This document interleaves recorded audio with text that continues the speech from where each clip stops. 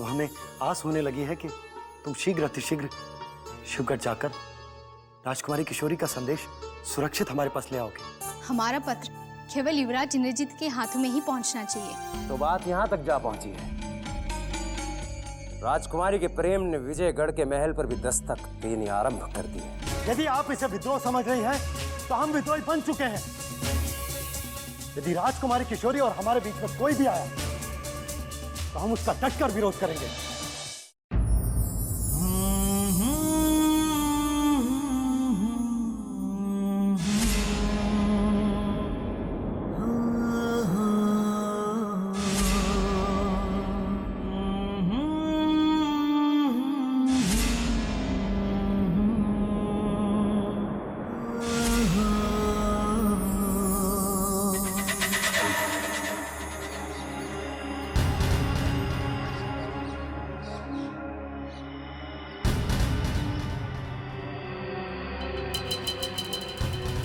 यहाँ पे अकेले खड़े खड़े क्या सोच रहे हैं भैया?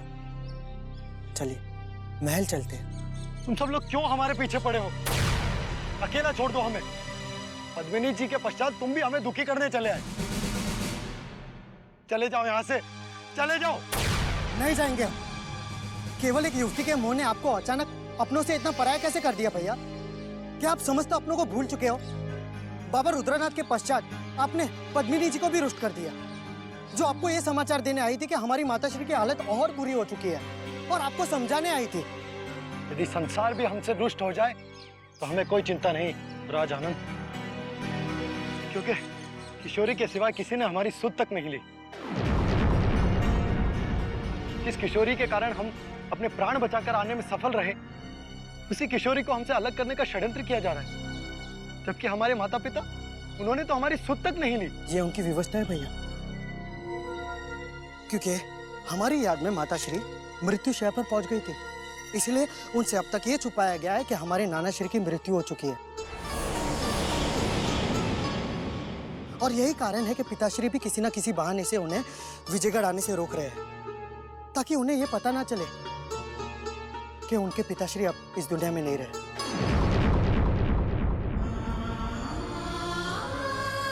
लेकिन ये आप क्या समझेंगे भैया, क्योंकि आपकी आंखों में किशोरी के सिवा और कुछ दिख ही नहीं रहा। आपका मन किशोरी के सिवा अपनी माँ की ममता और अपनी माँ की तड़प को भी भूल चुका है। लेकिन ये अब आप पे निर्भर करता है कि आप अपने प्रेम को या अपनी माँ की ममता को, दोनों में से किसे चुनते हैं।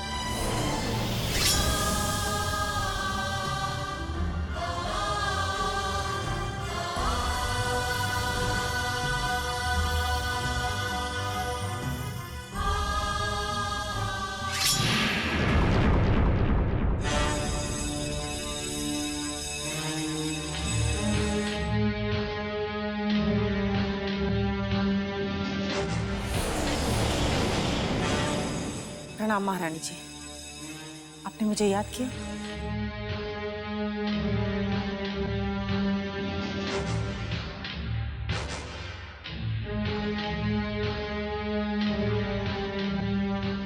तुम विजयगढ़ क्यों गई थी?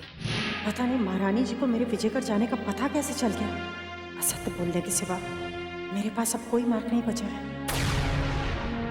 हमने पूछा कि तुम विजयगढ़ किस कार्य से गई थी। क्षमा कीजिए महारानी जी, मैं विजयगढ़ गई नहीं। असत्य बोलकर तुमने हमारे मन में पनप रहे संदेह को और भी गहरा कर दिया। क्या कारण है जो तुम हमारे सामने खड़े होकर झूठ बोलने का साहस कर रही हो? कोई कारण नहीं है महारानी जी, पर पता नहीं आपको ऐसा भ्रम क्यों हो रहा है कि मैं आपसे छुपाकर विजयगढ़ गई थी। खामोश। सत्य को तुम भ्रम बनाने का प्रयास करोगी तो तुम भी दंड की भागीदार बनोगी। हमें जगन सिंह और महल के अन्य अधिकारियों ने यह बता दिया है कि तुम विजयगढ़ गई थी। अब बताओ कि हमारे पीछे तुम भी छल और कपट पर क्यों उतारू हो गई?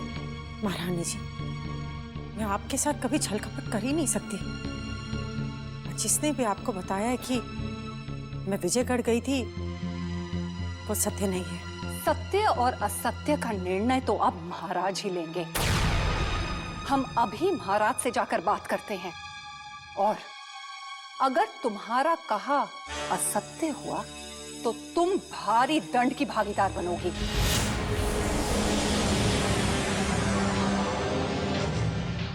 अब क्या होगा? अवश्य महल में कोई नया तूफान आने वाला है, क्योंकि महारानी चंद्रकांता को सत्य का पता चल गया है।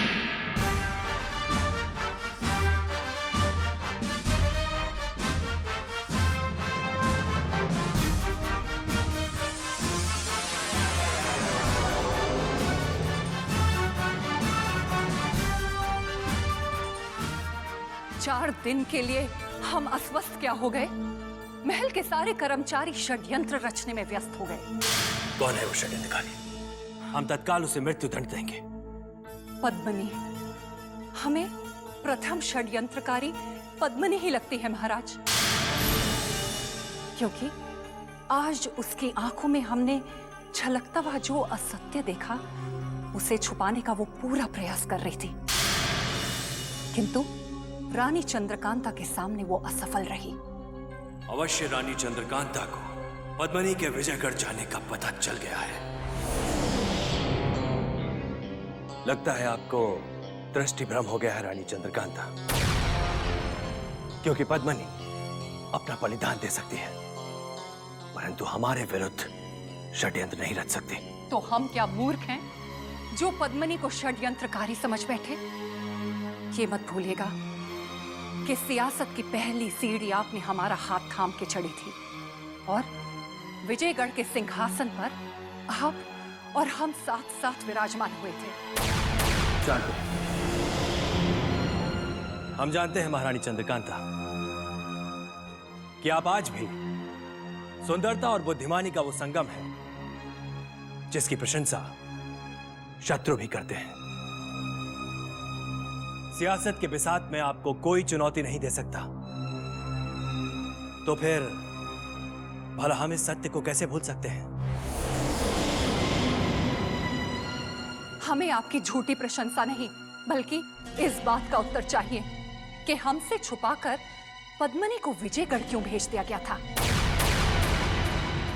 बस हमें युवराजों की बहुत याद आने लगी थी।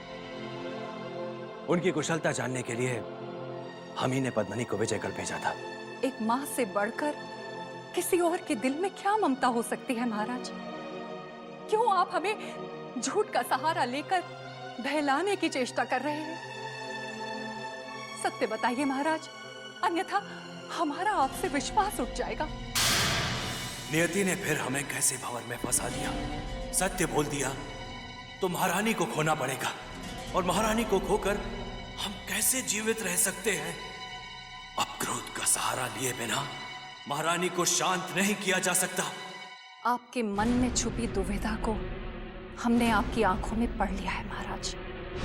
अब आपको हमारा उत्तर देने की कोई आवश्यकता नहीं, क्योंकि आपके मन में जो छुपा हुआ है वो हमने आपकी आंखों में पढ़ लिया। तो फिर किस बात की प्रतीक्षा कर रही हैं आप? यदि आपको उत्तर मिल गया हो तो आप यहां से प्रस्थान कर सकती हैं।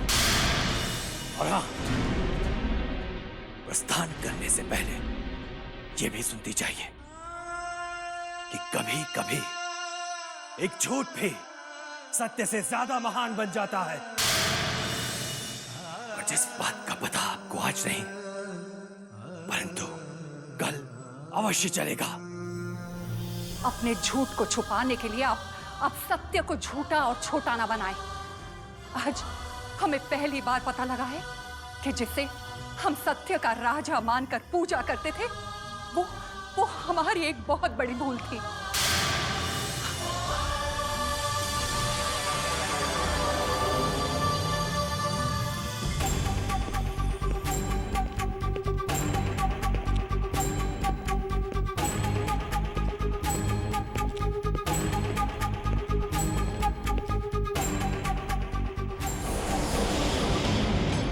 राजकुमारी किशोरी, अब हम तुम्हें दिखाएंगे कि वंश और शक्ति में तुम बड़ी हो या भवानी सिंह। अब हम तुम्हारा अहंकार तुम्हारी मां के ही हाथ तोड़वाएंगे और तुम्हारे पांव में सोने की बेड़ी डलवाकर अपने वचन को पूर्ण करेंगे।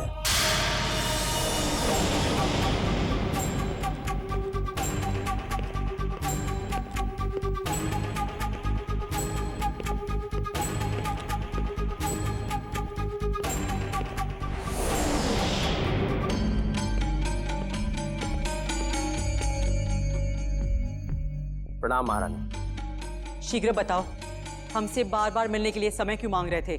कोई विशेष कारण? महारानी, यदि कारण विशेष नहीं होता तो हम आपके विश्राम में कदापि बाधा नहीं डालते, किंतु महाराज शिवदत्त के प्रति वफादारी के जुनून ने हमें ऐसा करने के लिए विवश कर दिया। जिस कार्य के लिए आए हो वही बताओ। महारानी, यदि आप में सदमा सहन करने की शक्ति है तो हम आपको सिर्फ इतना बताना चाहते हैं कि राजकुमारी किशोरी ने अपनी सीमाओं का उल्लंघन करना आरंभ कर दिया है। उन्होंने शीला के हाथों अपने हाथों से लिखा हुआ प्रेम पत्र उस युवराज को भेजने का साहस किया। वो तो समय रहते हमने उसे पकड़ लिया, किंतु यदि ये बात महाराज शिवदत्त को पता चल जाए तो अनर्थ हो सकता है। नहीं, ये कभी नहीं हो सकता। हमें आपसे झूठ बोलने का साहस नहीं है महारानी जी। यदि हमारा कहा असत्य हो तो आप हमें मृत्यु दंड दे सकती हैं, किंतु यदि समय रहते आपने राजकुमारी के हृदय पर अंकुश नहीं लगाया तो आपको उन्हें सदा सदा के लिए खोना पड़ सकता है, जो आप नहीं चाहेंगी महारानी। भवानी सिंह है तो एक महाषड्यंत्रकारी, परंतु इस समय इसका कहना सत्य है। यदि किशोरी के मन से तुरंत शत्रु युवराज की छवि नष्ट न की गई तो हमें सब कुछ खोना पड़ सकता है। अब एक क्षण सोचने में समय नष्ट मत कीजिए महारानी। एक क्षण व्यर्थ करना भी राजकुमारी की हजारों सांसों को व्यर्थ करने के समान है। यदि महाराज के संबलपुर से आने से पूर्व आपने राजकुमारी के पैरों में सोने की बेड़ियां नहीं डाली, अन्यथा आप स्वयं समझदार हैं। आप समझ सकती हैं कि महाराज के लौट कर आने के पूर्व क्या होगा। जो होगा तो देखा जाएगा, परंतु कोई भी निर्णय लेने से पहले हम एक बार राजकुमारी से जरूर मिलेंगे। तुम जा सकते हो। प्रणाम महाराज।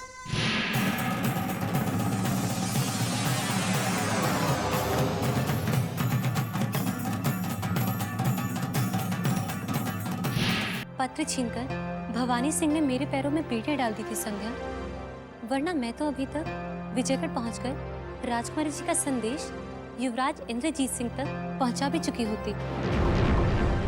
सोमनाथ के पश्चात अब भवानी सिंह भी दीवार बनने लगे। इस दीवार को किसी भी तरह गिराना होगा, वरना ये बात महारानी जी के कानों तक पहुंच सकती है। राजकुमारी किशोरी, हमें किसी का भय नहीं।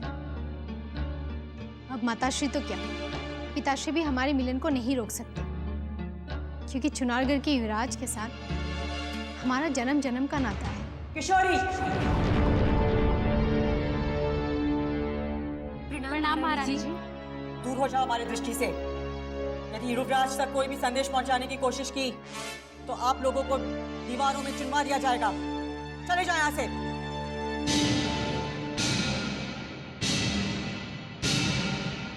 क्या आपने वंश का विनाश करने की सोच ली है, जो बार बार शत्रु तक संदेश पहुंचाए जा रहे हैं?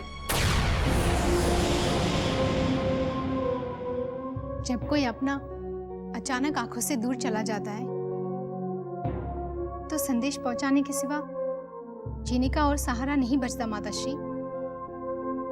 हमें भी युवराज की यादें सताने लगी तो हम स्वयं को रोक नहीं पाए, परंतु दुष्ट भवानी सिंह ने हमारा संदेश महल से बाहर जाने ही नहीं दिया।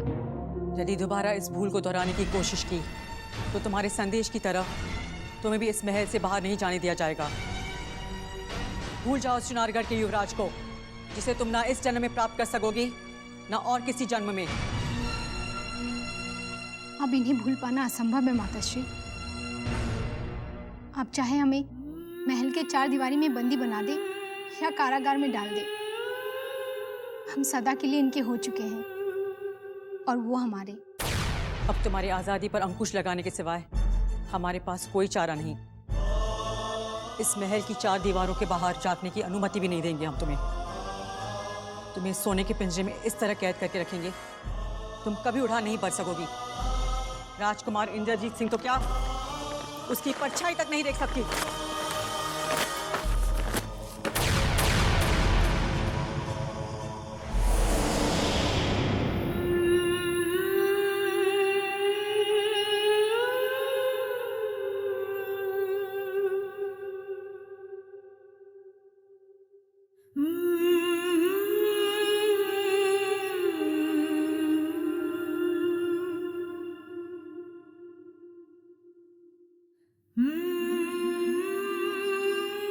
आप चाहे कितने भी पहरे बिठा दीजिए माताश्री,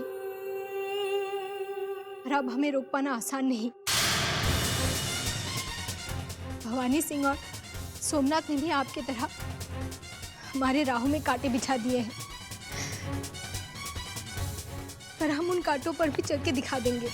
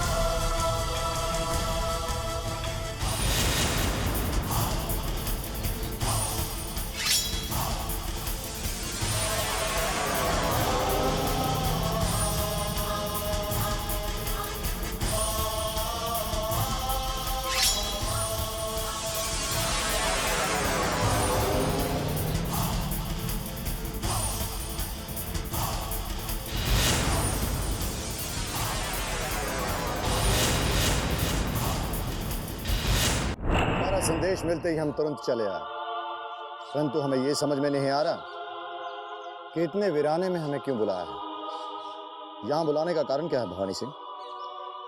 सोमनाथ, यदि कारण जान जाओगे तो तुम्हारा भी रक्त हमारी तरह उबलने लगेगा, क्योंकि शिवगढ़ की धरती मां को अपमानित करने का षड्यंत्र आरंभ हो चुका है, जिसे हम कभी सहन नहीं कर सकते, और ना ही तुम। जिसने हमारी धरती मां पर कीचड़ उछालने का प्रयास किया है भवानी सिंह, हमें उसका नाम बताओ, हम तत्काल ही उसके लहू से शिवगढ़ की धरती पर भोग चढ़ा देंगे। राजकुमारी किशोरी, राजकुमारी किशोरी ने हमारी धरती मां का अपमान किया है। शत्रु पुत्र से प्रेम करके उसने शिवगढ़ की आन बान और शान पर कलंक लगा दिया है। यदि इस कलंक को शीघ्र नहीं धोया गया तो हम महाराज शिवदत्त के सम्मुख ही नहीं, अपितु समस्त संसार के सम्मुख मुंह दिखाने लायक नहीं रहेंगे। महायोद्धा सोमनाथ के होते हुए राजकुमारी का यह स्वप्न कभी पूरा नहीं होगा भवानी सिंह। हम युवराज इंद्रजीत सिंह का वध कर देंगे। नहीं सोमनाथ, युवराज इंद्रजीत सिंह को शत्रु राज्य में जाकर मारना इतना आसान नहीं है जितना तुम समझ रहे हो। किंतु यदि हमने राजकुमारी का वध कर दिया तो युवराज जीते जी ही मर जाएगा। ये क्या कह रहे हो भवानी सिंह? क्या तुम राजकुमारी किशोरी का? हाँ सोमनाथ, हाँ, हमने राजकुमारी किशोरी का वध करने का निर्णय कर लिया है। अब राजकुमारी का रक्त हम दोनों की तलवार साथ बहाएंगी। तुम्हारा ये स्वप्न कभी पूरा नहीं होने दूंगा भवानी सिंह, क्योंकि हम अपने प्रेम को बचाने के लिए तुम्हारा वध भी कर सकते हैं।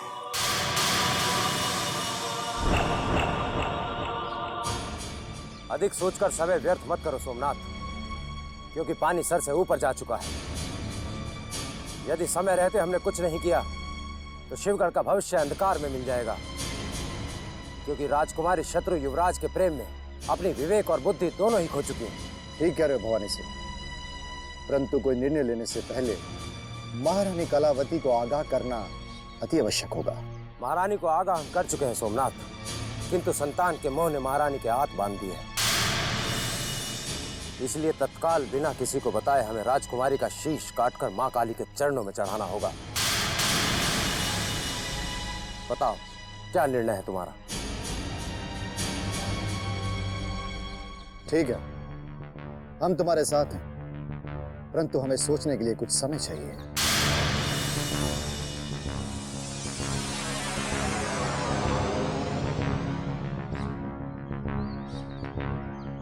अधिक सोचने से इरादे कमजोर पड़ जाते हैं सोमनाथ।